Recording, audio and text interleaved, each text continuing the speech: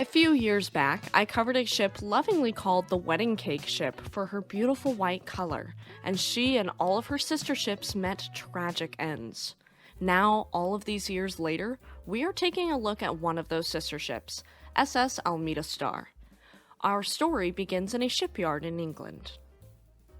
In 1925, Blue Star Line, yes, that's a thing, ordered a set of new ocean liners for its new London to Rio de Janeiro to Buenos Aires route. Camel Laird of Birkenhead built 3 of the sisters, Almeda, Andalusia, and Arandora. John Brown and Company of Clydebank, Scotland built the other 2, Avalona and Avila. Together, the quintet came to be called the Luxury 5. SS Almeda Star, under her original name Almeda, was launched by Camel Laird on June 29, 1926, and she was completed that December. It's important to note that she, much like most other Cunarders, was powered by 4 Parsons steam turbines. Almeda was painted in Blue Star Line's standard livery of the era. Her hull was black, her boot topping was red, and her masts were white. Her stock hold ventilators were black, and her deck ventilators were white.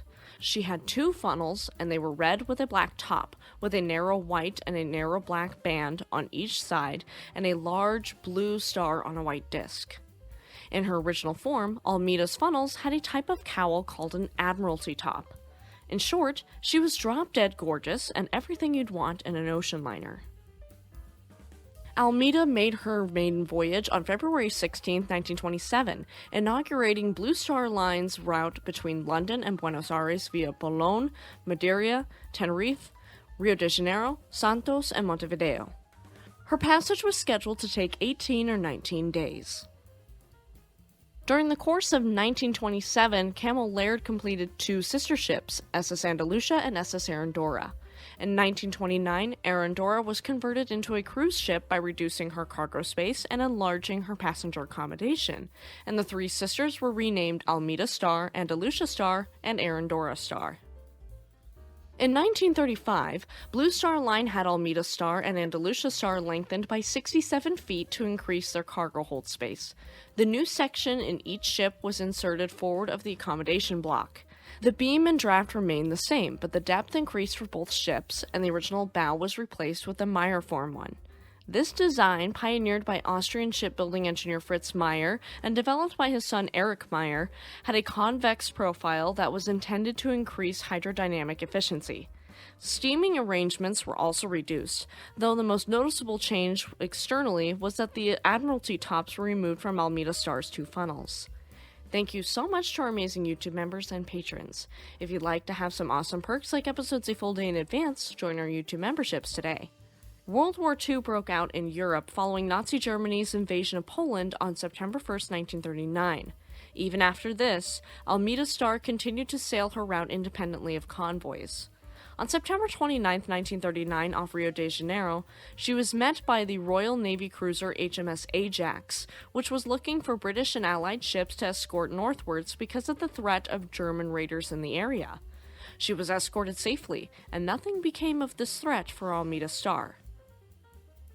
Alright folks, before we nosedive into the second half of her story, there's something important we have to establish. Cruiser rules, and the laws surrounding sinking passenger vessels during wartime. Under international law, specifically cruiser rules, warships and submarines are prohibited from sinking passenger or merchant ships without warning, and must ensure the safety of passengers and crew. Ships cannot be sunk unless they refuse to stop or actively resist, and passengers must be placed in a safe place, not just lifeboats, unless land or rescue vessels are nearby. A passenger ship can be sunk if it actively resists, refuses to stop, or is acting as an auxiliary by carrying troops or weapons. Keep this in mind for Almeda Star. On December 22, 1940, Almeda Star was on the River Mersey in Liverpool when she was slightly damaged during an air raid. On January 15, 1941, she sailed from Liverpool bound for the River Plate, carrying 194 passengers, including 142 members of the Fleet Air Arm, en route to RNAS Piarco, Trinidad. There were 21 officers and 121 ratings from 749, 750, and 752 squadrons. Shipping between Britain and the Atlantic had to pass through the western approaches, so this area attracted a number of U-boat attacks. On the morning of January 16, 1941, the day after Almeda Star sailed, German submarine U-96 had sunk the passenger liner Oropesa of the Pacific Steam Navigation Company in the western approaches, killing 106 of the people aboard. At 7:45 a.m. the next day on the 17th, Almeda Star was about 35 nautical miles north of Rockall in heavy seas when the same submarine, U-96, commanded by Captain Lieutenant Heinrich Lehmann Willenbrock, hit her midships with one G-7E torpedo, causing Almeda Star to come to a violent stop. The ship didn't immediately founder, so U-96 fired yet another torpedo at 8:05 a.m. and again at 9:07 a.m., hitting Almeda Star in the stern and again amidships.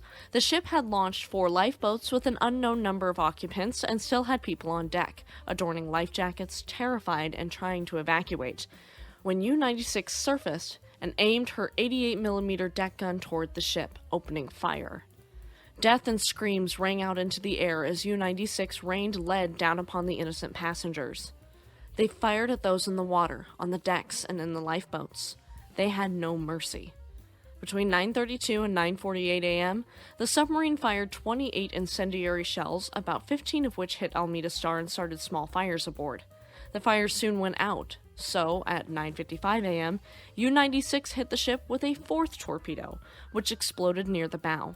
Within 3 minutes, the ship sank by the bow, leaving behind nothing but a memory. Nothing came to the surface.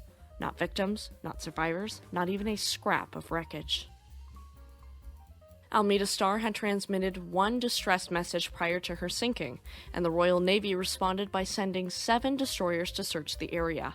When the destroyers arrived on scene, they found nothing. There wasn't even a scrap of metal to let them know a ship had once been there. U-96 had been at the scene for more than 2 hours, torturing, maiming, and annihilating innocent people, but still managed to escape unscathed.